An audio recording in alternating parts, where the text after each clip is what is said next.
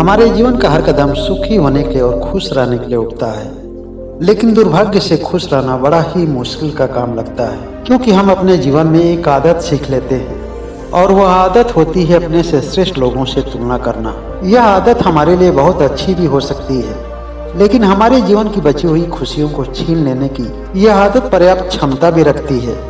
तुलनात्मक नजरिए से श्रेष्ठ लोग हमारे प्रेरणा के स्रोत भी बन सकते हैं, लेकिन जहाँ रास्ता जटिल हो वह हमारे हीनता के कारण भी बन सकते हैं। हर इंसान के अपने जीवन की सबसे पहली और सबसे बड़ी जिम्मेदारी यह होती है कि हर परिस्थिति में वह अपने आप को खुश रखे।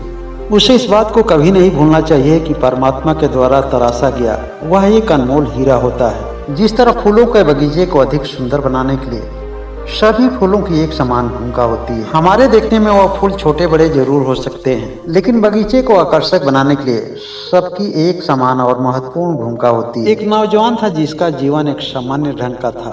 उसका जीवन ना ही बहुत अच्छा था और ना ही बहुत खराब भी था, लेकिन जब भी वो अपने दोस्तों के बीच में पहुंचता था वह हीन भावना से ग्रस्त हो जाता था। जब वो अपने दोस्तों से तुलना करने लगता था तो वह अपने आप को सबसे निम्न पाता था और इस तरह से उसका अच्छा दिन भी खराब हो जाता था। वह प्रयास तो करता था कि अपने दोस्तों से अच्छा दिखे, उनसे अधिक सफल हो जाए, लेकिन वह कभी भी कामयाब नहीं हो पाता था। एक दिन उसके गांव में एक महात्मा आए। उसने सोचा कि महात्मा जी ज्ञानी आदमी हैं, हो सकता है मेरे जीवन की समस्याओं का समाधान उनके पास जरूर होगा।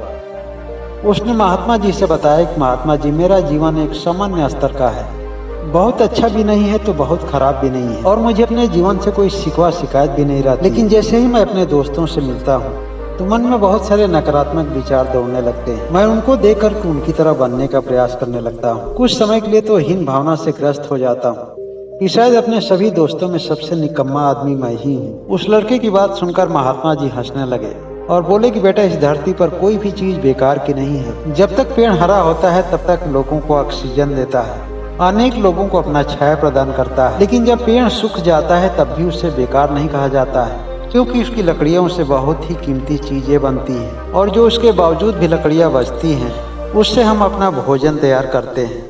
अब तुम बताओ कि वह पेड़ सूखने के बाद निकम्मा हो गया। वह महात्मा उस नौजवान को एक छोटा सा किस्सा सुनाते हैं। एक गांव में एक किसान रहता था। उसके गांव से कुछ दूरी पर एक झरना बहता था। वह हर दिन सुबह भोर में उस झरने से पानी लाने जाता था। एक डंडे की कांवर बनाकर उसमें 2 घड़े लटकाता था और बड़े ही आसानी से वह पानी हर दिन लेकर आता था। दोनों घड़े देखने में बराबर थे और दोनों में पानी भी वह बराबर भरता था। फिर भी घर तक पहुंचते पहुंचते उसे केवल 1.5 घड़े पानी मिल पाते थे। ऐसा क्यों होता था जानते हो? एक घड़ा तो सही था, लेकिन दूसरा घड़ा फूटा हुआ था। एक दिन फूटा हुआ घड़ा निराश होकर उस किसान से कहा कि आप दोनों घड़े में बराबर पानी भरते हैं, उसे लाने में भी आप बराबर मेहनत करते हैं, लेकिन मैं अपने साथी घड़े की तरह पानी पूरा नहीं दे पाता हूँ, जिसके लिए हमेशा हमें दुख रहता है। लेकिन मेरे अधूरेपन से आपको कभी दुख नहीं होता है। आखिर मेरे प्रति आपके मन में ऐसी कौन सी धारणा है जिसकी वजह से आप हमसे कभी दुखित नहीं होते? किसान ने उस फूटे हुए घड़े से कहा कि जब मैं पानी लेकर वापस लौटूंगा तो पूरे रास्ते को ध्यान से देखते जाना। फिर भी अगर तुम्हें समझ में नहीं आया तो मैं घर पहुंचकर तुम्हें विस्तार से बताऊंगा। और ठीक ऐसा ही हुआ। जब किसान पानी लेकर घर लौट रहा था तो फूटा हुआ घड़ा पूरे रास्ते को देखता जा रहा था। जब किसान घर लौट गया तो उस घड़े ने पूछा कि अब हमें बताएं कि इसका रहस्य क्या है। उस किसान ने कहा कि तुमने ध्यान नहीं दिया, जो सही घड़ा था उसके नीचे कुछ भी नहीं था, लेकिन तुम्हारे नीचे सुंदर सुंदर फूल खिले हुए थे। क्योंकि जब मैं जान गया कि घड़ा फूटा हुआ है और उस घड़े से बूंद बूंद करके पानी नीचे गिर रहा है, तो हमने पूरे रास्ते में फूलों का बीज डाल दिया, और जो पानी तुम नीचे गिराते हो उसी पानी से उन फूलों की सिंचाई हो जाती है। पूरा घड़ा मुझे पूरा पानी देता है, जिससे मैं संतुष्ट अवश्य रहता हूँ। मुझे इस बात की खुशी है, लेकिन तुमने तो हजारों मुझे फूल दिए हैं, जिससे केवल मैं ही संतुष्ट नहीं रहता हूँ, बल्कि उस राह पर आने जाने वाले सभी उस फूल को देखकर बहुत ही खुश होते हैं। तुम्हारी वजह से इन फूलों को सृजन में इतना बड़ा सहयोग होता है, जो मेरे लिए एक असाधारण सुख है, एक असाधारण खुशी है। महात्मा जी ने उस नौजवान से कहा कि देखो बेटा, इस सृष्टि की कोई भी चीज महत्वहीन नहीं है। यह जो सोचता है केवल उसके नकारात्मक विचार है, और उसको दूसरा कोई दुख नहीं देता है, बल्कि उसके नकारात्मक विचार उसे दुख देते हैं। जैसा वह अपने संबंध में कल्पना करता है उसी तरह उसके जीवन में घटित होता है। अगर तुम चाहते हो कि अपने जीवन में सफल रहे तो मन में हमेशा सकारात्मक कल्पना करो। कुछ बातें हैं जो तुम्हें बताना चाह रहा हूँ। अगर मेरी बातों को तुमने ध्यान से समझ लिया और उसे अपने जीवन में उतार लिया तो निस्संदेह तुम्हारे जीवन में एक अनोखा परिवर्तन होगा। एक बहुत ही छोटा सा सूत्र है।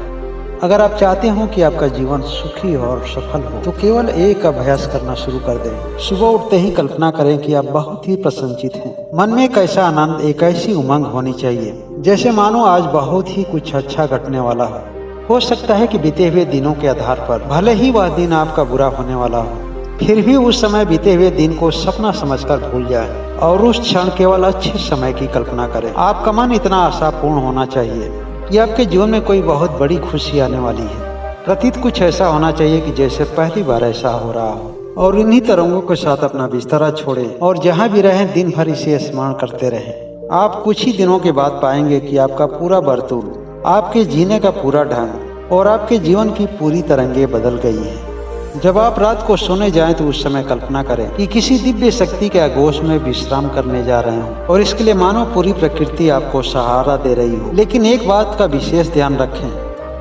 कि कल्पना करते ही करते निद्रा में प्रवेश करना होगा, अर्थात आपकी कल्पना और आपकी निद्रा दोनों ही घुल मिल जाना चाहिए। अगर गलती से भी सोते समय कोई मन में नकारात्मक भाव आ गए, मन में नकारात्मक विचार आ गया कि कहीं आप बीमार न पड़ जाए या आपके साथ कुछ गलत न हो जाए, तो आप पाएंगे कि जैसा आपने सोचा था वह सिद्ध हो गया।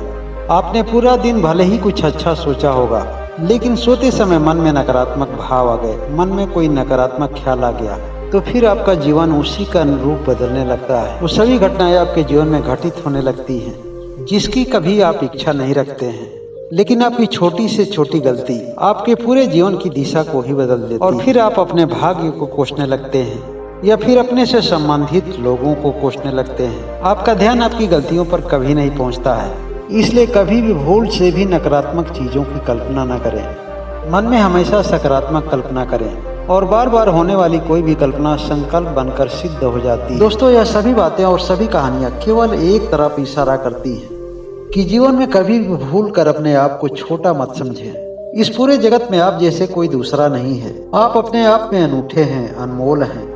जब भी आप अपने आप को केवल एक शरीर मानते हैं और अपने आप को सांसारिक नजरिए से देखते हैं, तब आप कुछ लोगों से अपने आप को श्रेष्ठ समझते हैं तो कुछ लोगों से अपने आप को निम्न समझते हैं। और ऐसी समझ केवल अज्ञानता के कारण होती है। दिव्य ज्ञान तो यही कहता है कि सूरज और चंद्रमा दोनों का इस सृष्टि के संचालन में महत्वपूर्ण भूमिका होती है। एक ऊष्मा प्रदान करता है तो दूसरा शीतलता प्रदान करता है।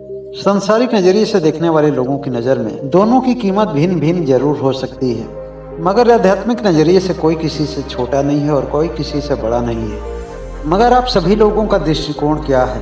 कमेंट करके अपना दृष्टिकोण जरूर बताएं। वीडियो अच्छी हो तो लाइक करें, शेयर करें और जो लोग अभी तक इस चैनल को सब्सक्राइब नहीं किए हैं वह सब्सक्राइब करके बेल आइकन की घंटी को जरूर दबा लें। इस चैनल के लिए आप सभी लोगों ने जो समय दिया उसके लिए बहुत बहुत धन्यवाद।